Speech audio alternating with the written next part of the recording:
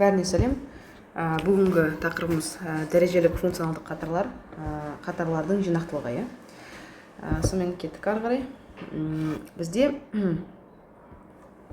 бұған қатысты дәрежелі қатар деген бірінші не? Содан бастайық. Дәрежелі қатар ол біздің сандық қатар сияқты, айырмашылығы қасында x бар, мынандай. Жанындағындай x-тің бір нәрсе дәрежесі деген болады. X минус x0-дің, x минус 1-дің, x минус 3-дің сондай бір дәрежесі. Қандай да бір n де болады. Мынаның барлығы n x минус x0-дің n дәрежесі все вместе on деп аталады, on x деп аталады. Осыған қатысты бізде Абель теоремасы бар. Енді Абель теоремасының қысқаша жазылуы, бізде қандай да бір осындай қатар болсын, егер де осы қатарымыз x0 нүктесінде жинақты болса, ондай болса, ол мына аралықта жинақты болады деген сөз. Яғни мағынасы неде? Модуль x кіші болады модуль x0 деген сөз. Енді екі жағы модуль білесіздер, қалай ашылатын. Мына жақта x0 кіші болады x0-ден, үлкен болады минус x0-ден. Яғни x аралығы қандай болып тұр? Минус x0-ден x0-ге дейін. Яғни осы есть минус r. То есть получается бізде интервал болады уже. Минус r-ден r-ге дейін. Осы минус r мен r-дің арасы бізде жинақты, қалған екі шеті бізде жинақсыз болады деген сөз. Вот мағынасы осындай. Енді бұның, яғни жинақталу облысы бізде мына x0-ге қатысты ол корреляция болуы мүмкін, да? Мысалға, бізде бұл радиус сходимости дейді. Яғни мынау радиус сходимости тауып алған соң x0 минус r мен x0 плюс r-дің арасында жатады деген сөз. Яғни ол мынандай нәрсе, ол мысалға x минус x0-дің модулі кіші болса r-дан, радиустан, x минус x0 кіші болады r-дан, үлкен болады минус r-дан, x кіші болады x0 қосылған r, и минус x0 плюс болып барады ғой, x0 минус r. Вот мына нәрсе вот содан шыққан, жинақталу облысы вот содан шыққан. Енді ары қарай кеттік. Яғни, допустим, радиус 2-ке тең болса, ортасында 3 болса, 3-ке 2-ні қосамыз, 3-тен 2-ні азайтамыз, сонда 1 мен 5-тің арасы деген сөз ғой, типа сондай да мағынасы. Енді бұндай функционалдық қатарды жинақтылыққа тексерудің қандай жолдар бар? Бізде екі жол бар. Біріншісі радиус тауып аламыз, бірінші радиус тауып алып, сол радиус арқылы ары қарай табамыз. Екінші жол ол бірден аралықты, мына интервалды сразу тауып береді. Ол екінші жол. Мына теңсіздік құрастыратын, кіші бірден деп теңсіздіктер тұр ғой. Бірінші екеуі радиуста да, лимитта да, теңсіздікпен шығаратында да ол даламбер, екінші екеуі каши. Даламбер білеміз n факториал, каши білеміз n-нің дәрежесі деген болса, Енді, сонымен осы формат жазыламыз, енді ары қарай есеп шығарамыз. Біріншісінде, одан бөлек формуланы таңдаған кезде бізде екі жолын айттық қой, осы екі жолды қай жағдайда, қандай есепте қай жолын таңдаймыз. Егер де дәрежесі секірмесе, мағынасы нені білдіреді?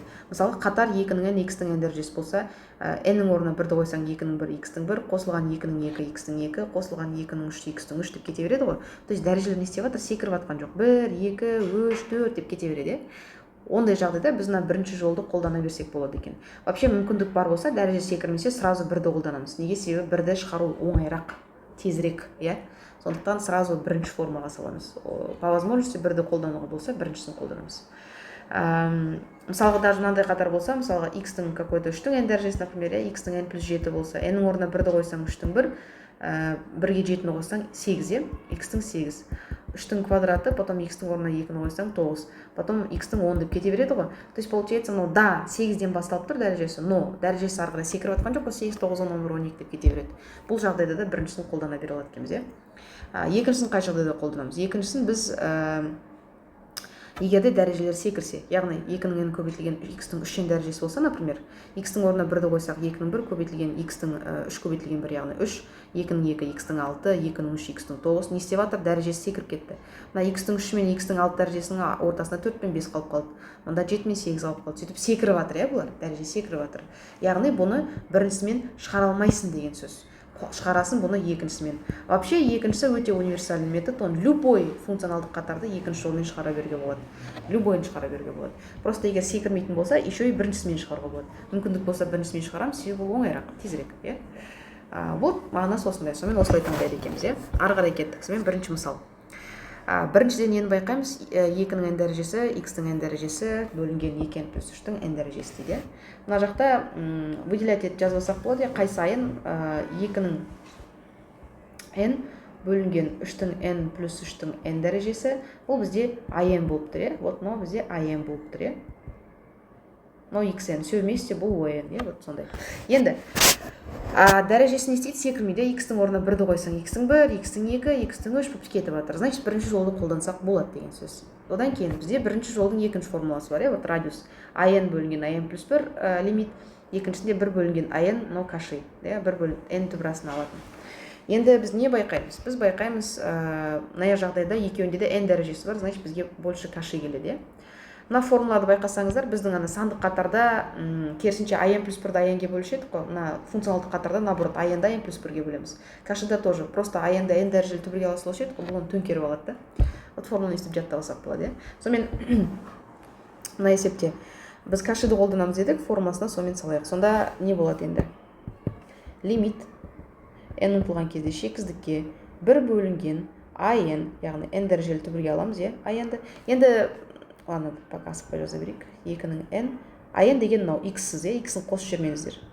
3-дің n плюс 3-дің n дәрежесі тең болады. Енді лимит n ұмтылған шексіздікке, енді біз білеміз, әрқайсысы n дәрежелі түбірге алынады ғой, то есть 2-ның n-ді n дәрежелі түбірге алынады, мынау да или бүйтіп жазсақ болады бірден, иә. 2-ның n бөлінген n, енді мынау түбірасты n, мынаның 2-ның дәрежесінің бөліміне кетеді ғой, астында то же самое, 3n плюс 3-дің n бөлінген n дәрежесі. Енді бұлар қысқарады, сонда бізде лимит n ұмтылған шексіздікке 1 бөлінген 2, оның астында 3n плюс 3 тең болады. Лимит n ұмтылған шексіздікке 3n плюс 3 үстіне кетеді, астында 2. Енді қараңыздар. В следующий раз, енді формулада 1 бөлінген an деп жазып тұр, но ол по идее просто an-ды алады да, төңкереді да, n дәрежелі түбірінен алады. Поэтому келесі жолы бүйтіп жазбаймыз, бірден бүйтеміз, иә, бірден аламыз да, лимит n ұмтылған шексіздікке түбірасты n-ге аламыз да, мына n-ді төңкере саламыз. То есть 3n плюс 3 астында 2-ның n, иә, мына жақта n дәрежесі. Мына n-ның n дәрежесі қысқалады, сразу үстінде 3n плюс 3 астында 2. Бірден мына нәрсені шығарып береді. Поэтому в следующий раз может жазбаймыз, иә, бірден төңкеріп жаза саламыз. Енді мынау енді оңай, иә. Не болды?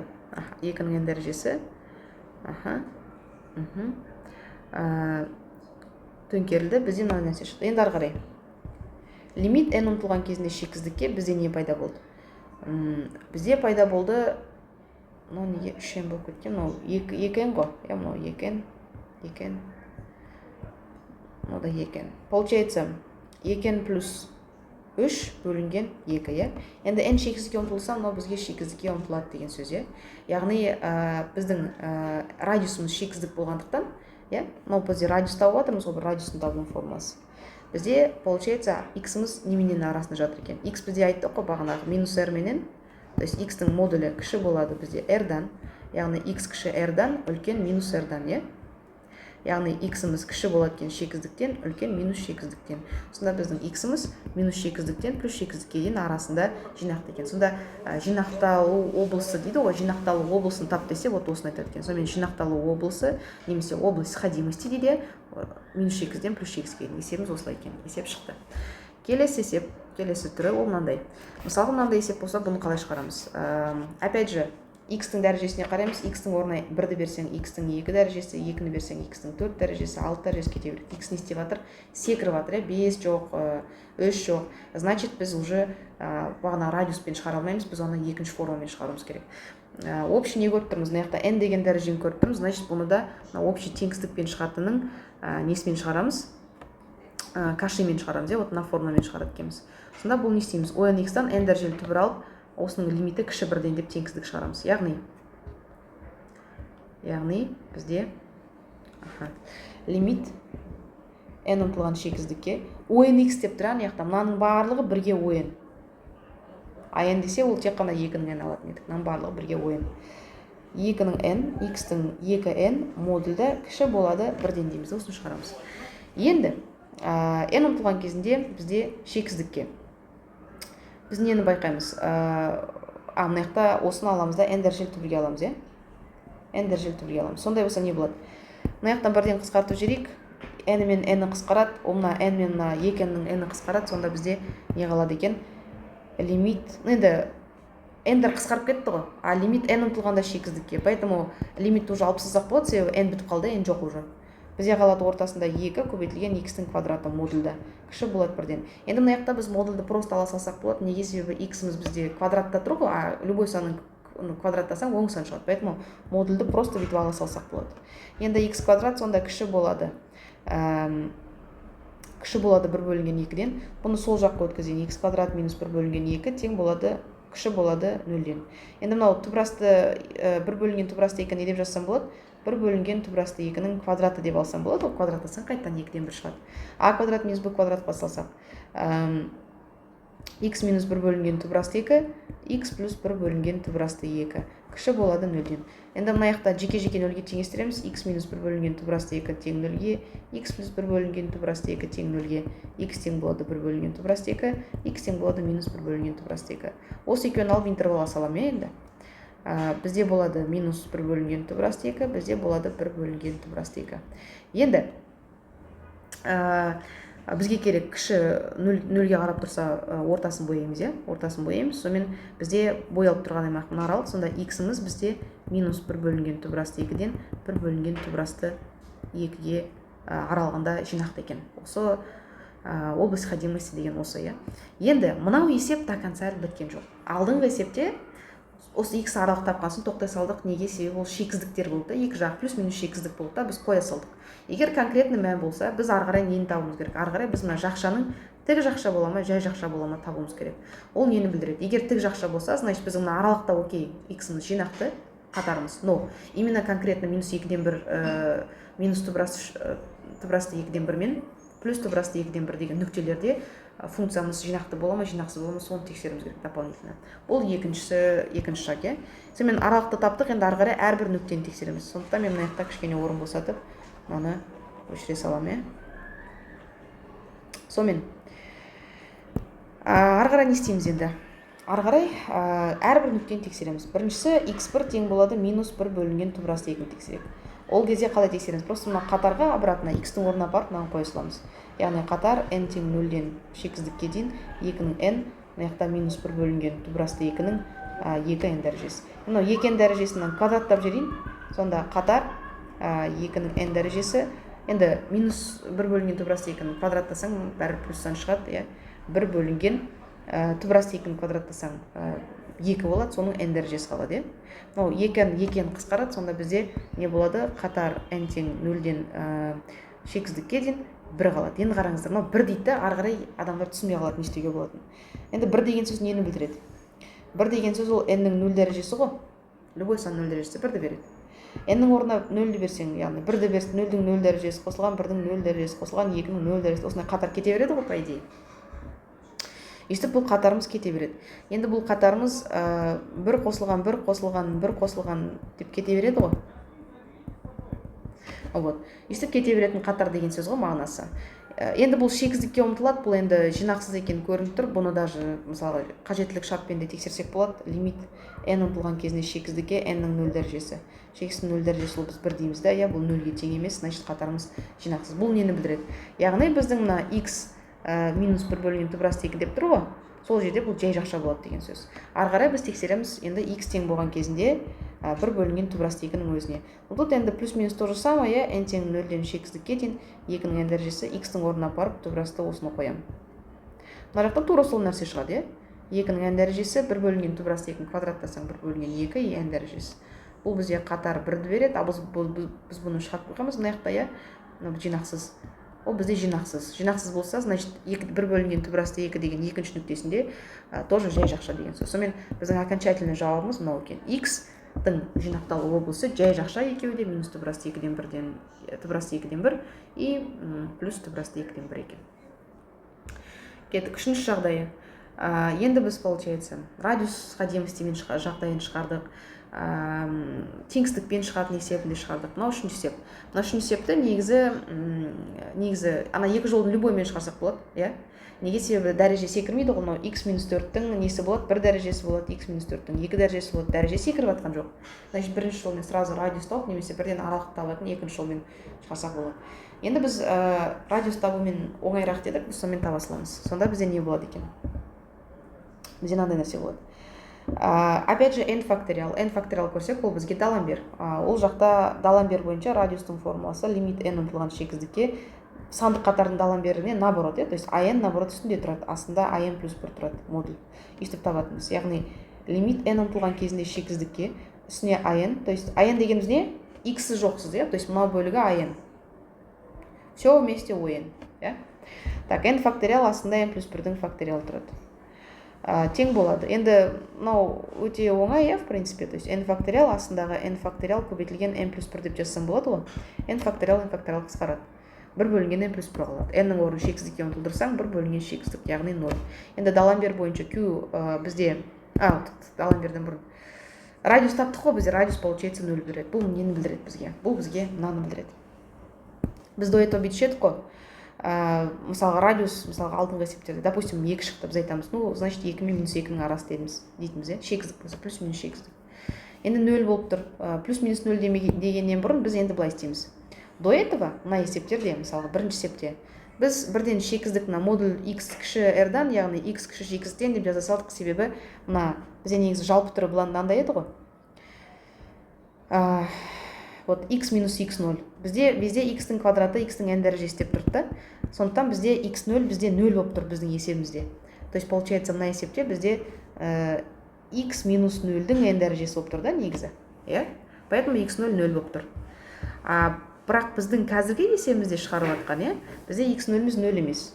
То есть мына жерде бұл бізде x минус x0-дің n дәрежесі болып тұр ғой, ол бізде x минус 4-дің n дәрежесі болып тұр. Значит, x0 бізде 4-ке тең болып тұр.